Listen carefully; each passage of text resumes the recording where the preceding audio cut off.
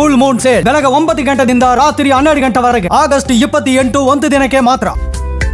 ಬೆಂಗಳೂರಲ್ಲಿ ಈದ್ ಮಿಲಾದ್ ಮೆರವಣಿಗೆ ವೇಳೆ ಗಲಾಟೆಯಾಗಿದ್ದ ವಿಚಾರಕ್ಕೆ ಸಂಬಂಧಪಟ್ಟಂತೆ ಬಸವನಗುಡಿ ಪೊಲೀಸ್ ಠಾಣೆಯಲ್ಲಿ 3 ಎಫ್ಐಆರ್ ದಾಖಲಾಗಿದೆ.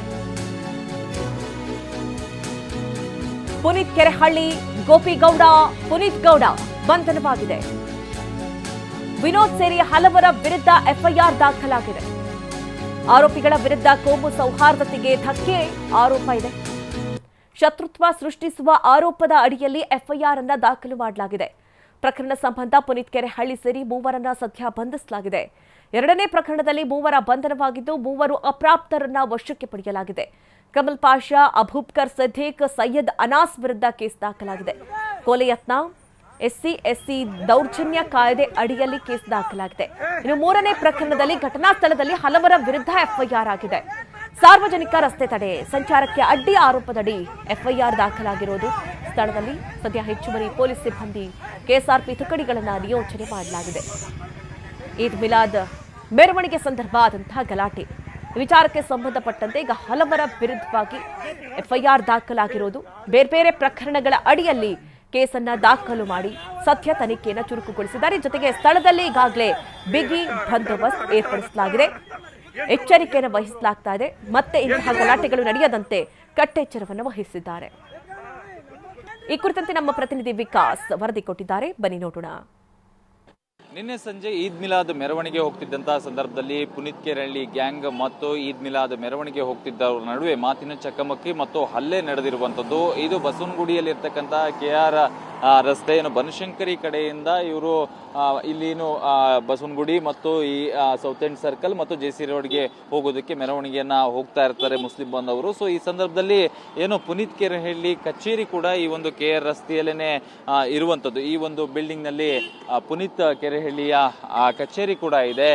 ಇದು ಆಲ್ರೆಡಿ ಅವರಿಗೂ ಕೂಡ ಗೊತ್ತಿರುತ್ತಿದ್ದು ಪುನೀತ್ ಕೆರೆಹಳ್ಳಿಯ ಆಫೀಸ್ ಇಲ್ಲಿದೆ ಅನ್ನುವಂಥ ವಿಚಾರಗಳು ಕೂಡ ಗೊತ್ತು. ಆ ಸಂದರ್ಭದಲ್ಲಿ ಅವರು ಮೆರವಣಿಗೆ ಹೋಗುವಂತ ಸಂದರ್ಭದಲ್ಲಿ ಒಂದಷ್ಟು ಜೈಕಾರಗಳನ್ನ ಕೂಗಿದ್ರು ಅಂತೇಳಿ ಇಲ್ಲಿ ಸ್ಥಳೀಯರು ಕೂಡ ಹೇಳ್ತಾ ಇರುವಂತದ್ದು. ಸೊ ಆ ಸಂದರ್ಭ ಕಚೇರಿಯಲ್ಲಿ ಇದ್ದಂತಹ ಪುನೀತ್ ಕೆರೆಹಳ್ಳಿ ನೇರವಾಗಿ ಒಂದು ಮುಸ್ಲಿಂ ಬಾಂಧವರು ಹೋಗ್ತಿದ್ದಂತಹ ಒಂದು ಮೆರವಣಿಗೆ ಏನಿದೆ, ಮೆರವಣಿಗೆಯ ಬಳಿಯಲ್ಲಿ ಅಂದ್ರೆ ಇಲ್ಲಿ ಜೈಕಾರವನ್ನು ಕೂಗ್ತಿರುವಂತ ಸಂದರ್ಭದಲ್ಲಿ ಕೆಳಗಡೆ ಬಂದು ಇಲ್ಲಿ ಇವರು ಕೂಡ ಅಂದ್ರೆ ಪುನೀತ್ ಕೆರೆಹಳ್ಳಿ ಕೂಡ ಕೇಸರಿ ಶಾಲನ್ನ ಹಾಕೊಂಡು ಬಂದು ರಸ್ತೆಯಲ್ಲಿ ನಿಂತ್ಕೊಂಡು ಜೈಕಾರಗಳನ್ನ ಹಾಕುವಂಥದ್ದು ಮತ್ತು ಜೈ ಶ್ರೀರಾಮ್ ಅಂತೇಳಿ ಕೂಗುವುದು, ಆ ರೀತಿಯಾಗಿ ಅವರ ನಡುವೆ ಆ ಸಂದರ್ಭಕ್ಕೆ ಅವರಿಬ್ಬರ ನಡುವೆ ಅಂದ್ರೆ ಆ ಮೆರವಣಿಗೆ ಹೋಗ್ತಿದ್ದವರು ಮತ್ತು ಪುನೀತ್ ಕೆರೆಹಳ್ಳಿಯ ಟೀಮ್ ನಡುವೆ ಒಂದಷ್ಟು ಘರ್ಷಣೆ ಶುರುವಾಗುತ್ತೆ, ಮಾತಿನ ಚಕಮಕಿ ಶುರುವಾಗುತ್ತೆ. ಆ ಸಂದರ್ಭ ಒಬ್ಬನಿಗೆ ಹಲ್ಲೆಯನ್ನು ಕೂಡ ಮಾಡ್ತಾರೆ, ಕೈ ಮಿಲಾಯಿಸ್ಕೊಳ್ತಾರೆ. ಅದರಲ್ಲಿ ಪುನೀತ್ ಕೆರೆಹಳ್ಳಿ ಜೊತೆಯಲ್ಲಿದ್ದಂಥ ಒಬ್ಬರಿಗೂ ಕೂಡ ಗಾಯ ಕೂಡ ಆಗಿರುವಂಥದ್ದು. ನಂತರ ತಕ್ಷಣ ಬಸವನಗುಡಿ ಪೊಲೀಸರು ಸ್ಥಳಕ್ಕೆ ಬಂದು ಏನು ಅಲ್ಲಿ ಇದ್ದಂಥವ್ರನ್ನ ಚೆದರಿಸ್ತಾರೆ.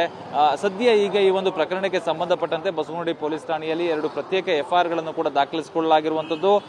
ಅದರಲ್ಲಿ ಏನು ಪುನೀತ್ ಕೆರೆಹಳ್ಳಿ ನೀಡಿರುವಂಥ ಕಂಪ್ಲೇಂಟ್ ನಲ್ಲಿ ಏನು ಅಟ್ರಾಸಿಟಿ ಅಂದ್ರೆ ಜಾತಿ ನಿಂದನೆಯನ್ನ ಮಾಡಿದ್ದಾರೆ ಅಂತ ಹೇಳಿ ಕೂಡ ಆರೋಪವನ್ನ ಮಾಡಿದ್ದಾರೆ. ಜೊತೆಗೆ ಮುಸ್ಲಿಂ ಬಾಂಧವರು ಒಂದು ಕೋಮು ಸೌಹಾರ್ದಕ್ಕೆ ಧಕ್ಕೆ ಬರುವಂತಹ ಕೆಲಸಕ್ಕೆ ಪುನೀತ್ ಕೆರೆಹಳ್ಳಿ ಕೈ ಹಾಕಿದ್ರು, ನಮ್ಮನ್ನ ಪ್ರವೋಕ್ ಮಾಡಿದ್ರು ಅಂತ ಹೇಳಿ ದೂರನ್ನ ಕೊಟ್ಟಿರುವಂತದ್ದು. ಸದ್ಯ ಈ ಹಿನ್ನೆಲೆಯಲ್ಲಿ 8 ಜನರನ್ನ ಬಸವನಗುಡಿ ಪೊಲೀಸರು ಅರೆಸ್ಟ್ ಕೂಡ ಮಾಡಿದ್ದಾರೆ.